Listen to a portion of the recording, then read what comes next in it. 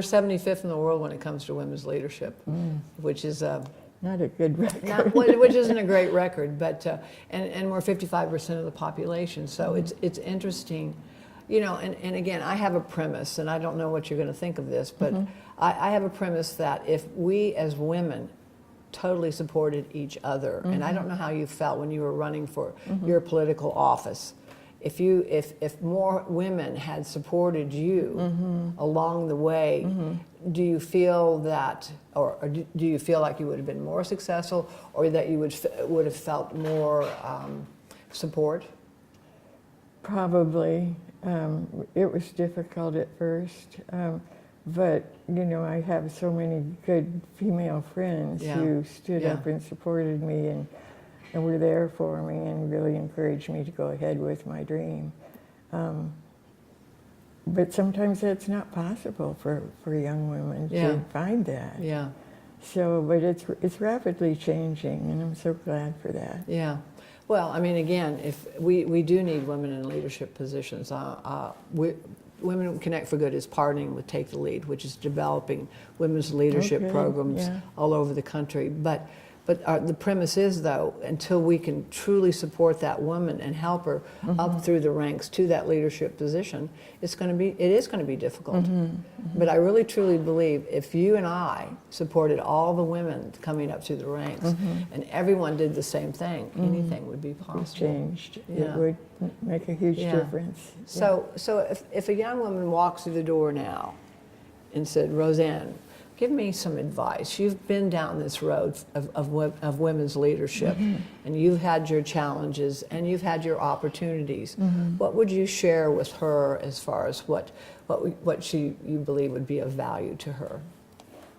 Well, I think the first thing would be to determine what it is that you find most interesting as a young woman, and what path you want to go on. Of course, it'll change through the years, as we know, but I think just finding out who you really are and what you want to accomplish is got to be central. I absolutely love that. I just had this conversation, but you know, the one thing that's happening in my life, which is very exciting, I have 3 daughters.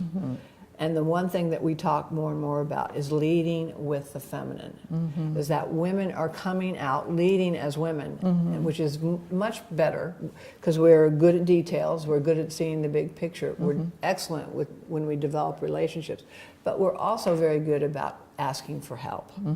And that vulnerability is so important. I know. But that feminine part of us is now becoming a positive.